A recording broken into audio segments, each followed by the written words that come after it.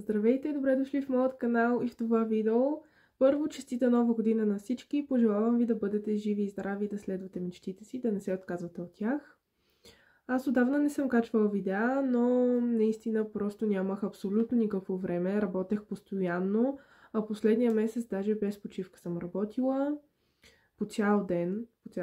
Като ви кажа по цял ден, от 9 сутринта до 7:30 затварях салона. Но вече напуснах. Това е новината, която исках да ви кажа. Напуснах работа. Сега отново съм на нулата от всякъде. Чудя се вече какво да правя. Напуснах салона, в който работех.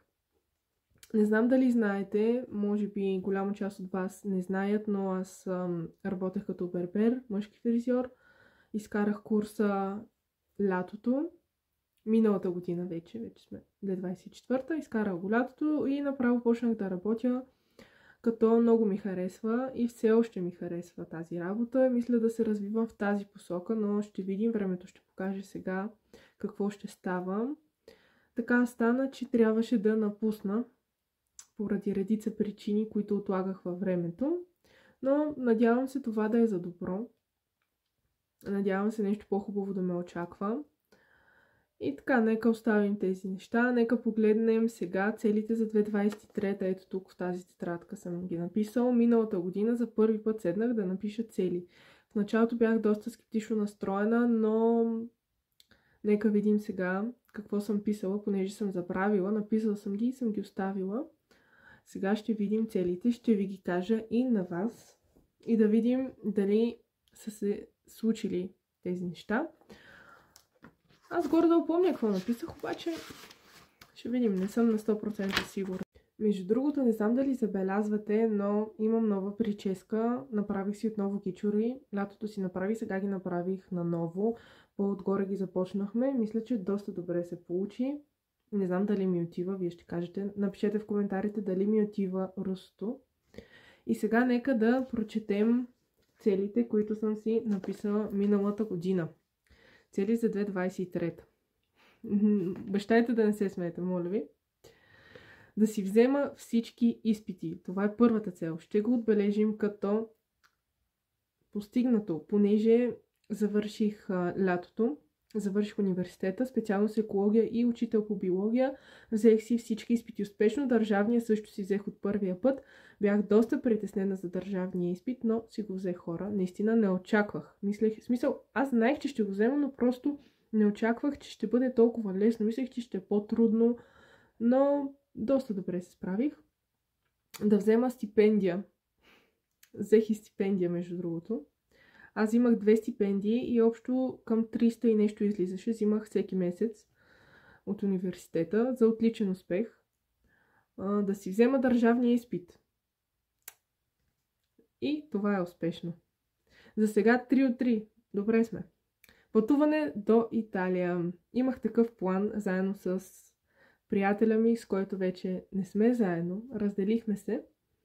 Мислехме да пътуваме до Италия при леля ми на гости, но това го задраскваме, понеже не се получи. И аз като се разделих с него, изобщо не ми беше до пътуване, да ви кажа, и така. Да качвам повече в YouTube. Това ще го задраскаме, понеже не го направих. Нямах наистина време. Но тази година ще стане. После като напишем новите цели, ще напишем и тази. Да запиша курса за бербер. Ето, хора, вижте, даже в целите съм си го написала. Аз много се чудех дали да записвам този курс, понеже беше доста скъп. Наистина много пари хвърлих, много. И наистина, но усещах, че това нещо ще ми донесе късмет, ще ми донесе нови изживявания.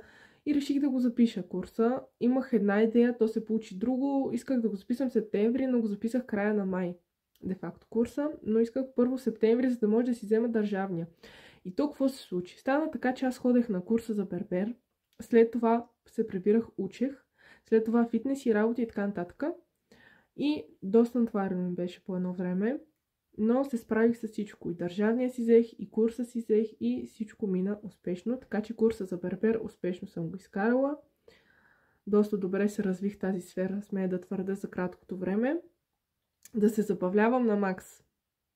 Значи това е най-доброто, което съм измислила. Значи Не съм толкова глупава. Това го отбелязваме с успешно. Здравословен начин на живот. Това 50 на 50 сме го изпълнили, понеже отслабнах, наистина. После пак малко качих сега последно време заради проблемите около работата и здравословни проблеми в семейството. Качих килограми. Аз като съм изнервена, много се храня. Ядосам се много. А пък всичко ми се лепи. Каквото хапна, край. Така че това не знам дали. Ще го сложим като тикче, понеже наистина отслабнах и постигнах някакви цели. Развитие на занималнията. Занималнията е едно начинание, с което се захванах миналата година и започнах да развивам. Гледане на деца, не знам дали съм ви казвала, но не се получи, не знам защо, може би в България още хората не са на това ниво, защото като бях в Англия, като живеех там, се занимавах с това нещо, гледах деца и там нещата са много по-напред. А тук явно хората ги е страх да си им дадат детето, някой друг да му го гледа, но няма проблем, това го задраскваме. Не се получи, въпреки усилията, които положих. Другото, да си купя iPhone. Вижте, даже е с смеещо. Да си купя iPhone. Наистина много исках да си взема нов телефон, понеже моят вече е доста стар, може би към 5 години и вече издава багажа, както се казва, но нямах този късмет да събера парички. Дадох ги за курса. Реших да ги дам за курса, вместо да си взема нов iPhone. Това е истината. Реших да ги вложа в себе си. Да излизам повече с приятели. Това го постигнах. Изкарах си много добре. Да не се ядосвам за глупости. Много умно. Наистина много умно. Това мисля, че съм го постигнала, понеже на вас не съм ви разказвала, но имах доста проблеми, когато започнах да работя като бербер с моите колеги, понеже те не ме приемаха. Не знам защо. Защото съм момиче ли или защото съм силен характер, може би. А те са свикнали жените да... Каквото кажат, това да го правят. Да им се подчиняват, разбирате ли? Аз, като не съм такъв тип човек, който някой ще ме мачки, ще ми казва какво да правя, нещата не се получават и оттам се почват скандалите. И оттам имах доста проблеми. Но това ще го отбележа като тикче, понеже в някои ситуации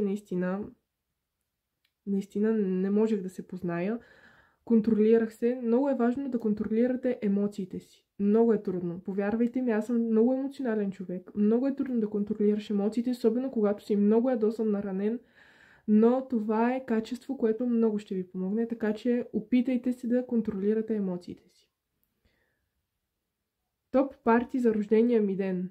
Още от тогава съм мислила за партите. Значи, топ парти за рождения ми ден исках да организирам, но не се получи, понеже всеки беше на работа, някакви други неща се случваха, така че това го задраскваме.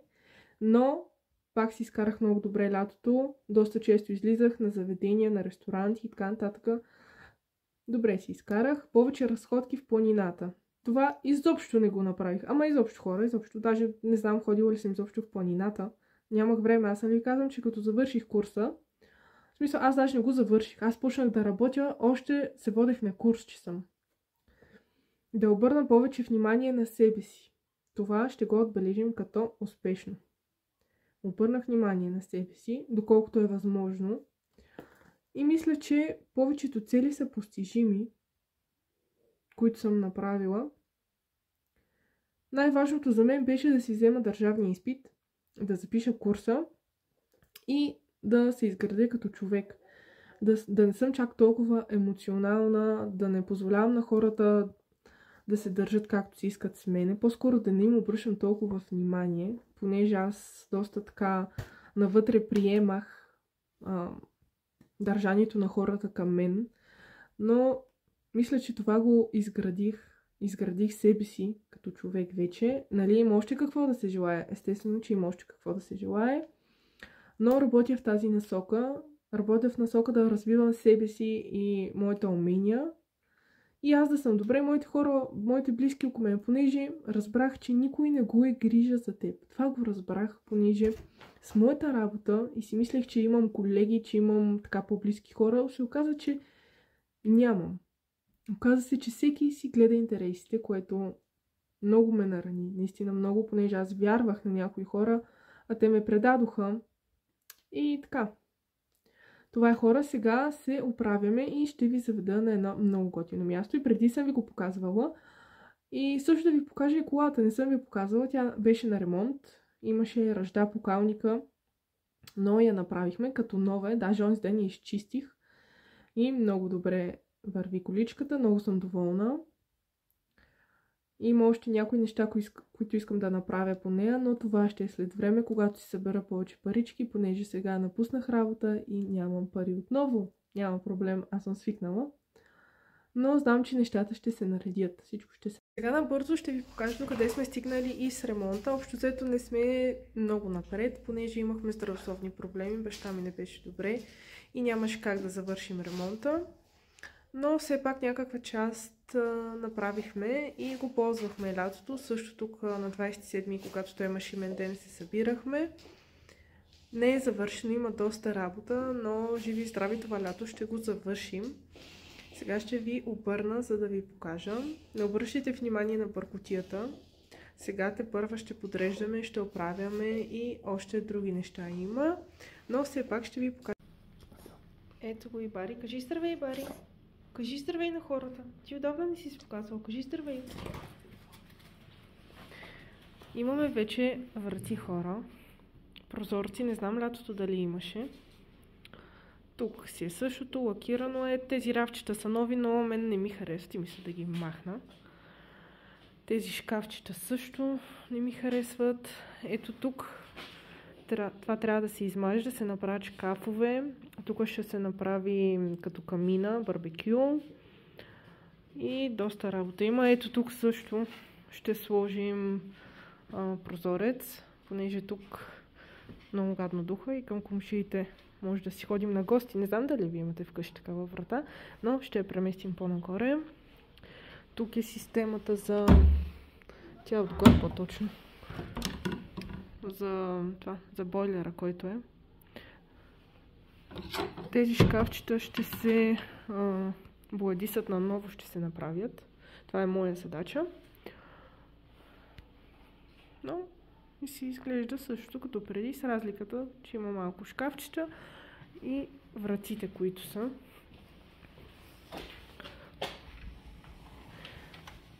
Плъзгащи врати. Много по-добре. Сега да ви покажа и още нещо. Вижте тук какво се случва. Сега чакаме да изсъхнат и да ги пробваме. Между другото, вчера пробвахме кървавицата и беше много добре. Доста работа. 3 дни докато се прави това прасенце, но доста неща направихме.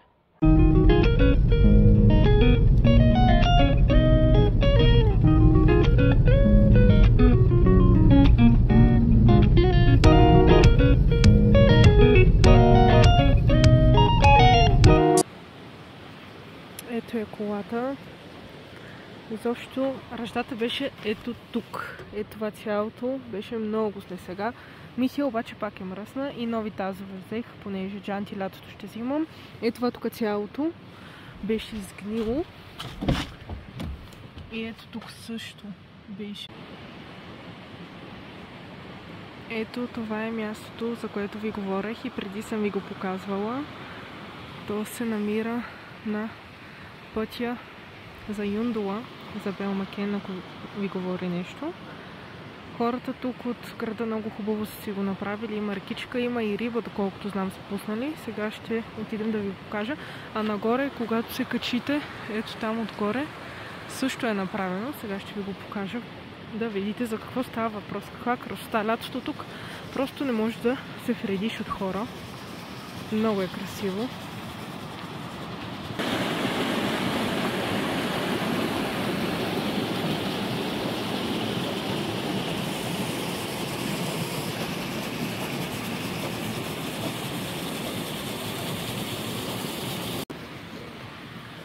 Гледам тук, мисля, че ще се прави още нещо. Може би нещо като къщичка. Гледам, че са подготвени нещата. Като цяло хората тук от селото доста добре си го гледат.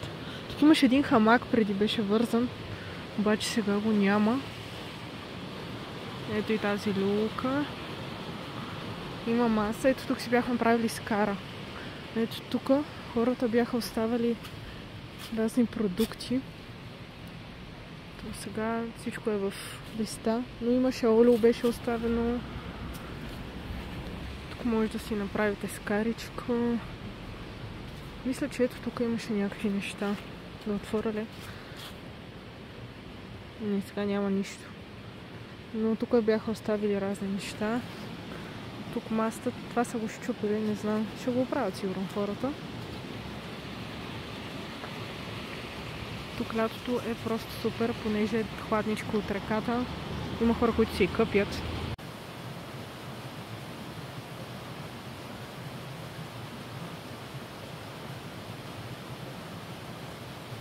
Тръгвам нагоре, за да ви покажа и другата клетка, която е много хубава. А на пътя за там, сега ще видите какво има. Намерих решение за проблема, ако срещна мечка. Ако срещнеш мечка, си пи стъклото. Това ще ме спаси от мечката. Да, хора. И сега тръгвам нагоре. Пътят е лек, не е стръмен, не е някакъв труден маршрут, но все пак трябва да се внимава. И надявам се да няма мечки, понеже мечката ще гледа влога преди вас. Ако успее изобщо да го кача. Има направени като стълбички. Общо взето е много хубаво. Тук, ако имате път насам, може да минете, да разгледате. Много е приятно. Препоръчвам го. Но трябва да е, може би, през седмицата, понеже петък и събота тук е лудница. А сега ви оставям, защото се качвам нагоре. Почти стигнах. Тук като цяло не е толкова голямо разстоянието, нито е чак толкова стръмно. Ето тук надолу е доста стръмничко. Сега ще ви покажа, тук има една чешмичка. Надолу се стича водата.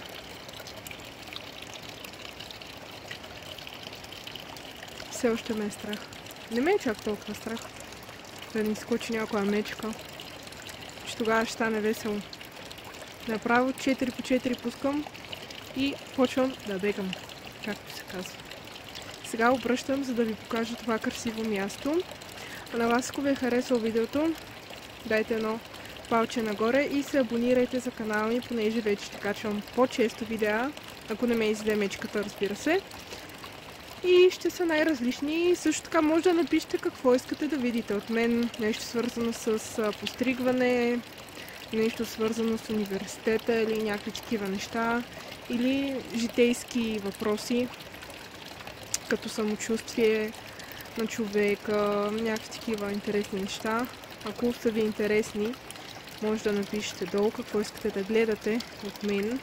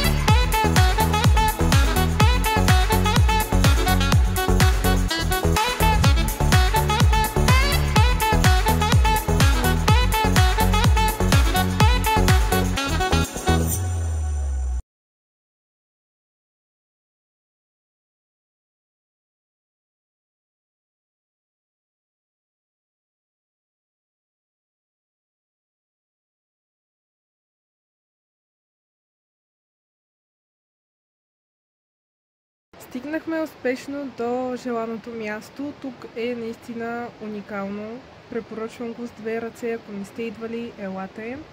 Сега малко поседнах, за да почина, да се насладя на гледката и слизам вече надолу да се прибирам, да се оправям.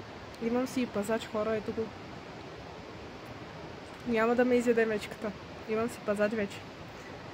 И мисля да приключа тук видеото, понеже доста говорих за целите и стана доста дълго, а на вас не знам какви видеа ви харесват. Може да напишете долу какви ви харесват, какви искате да гледате от мен. Ще съм ви много благодарна, ако го направите. И мисля сега да приключвам това видео, както казах, да ви оставям. Надявам се да ви е харесало.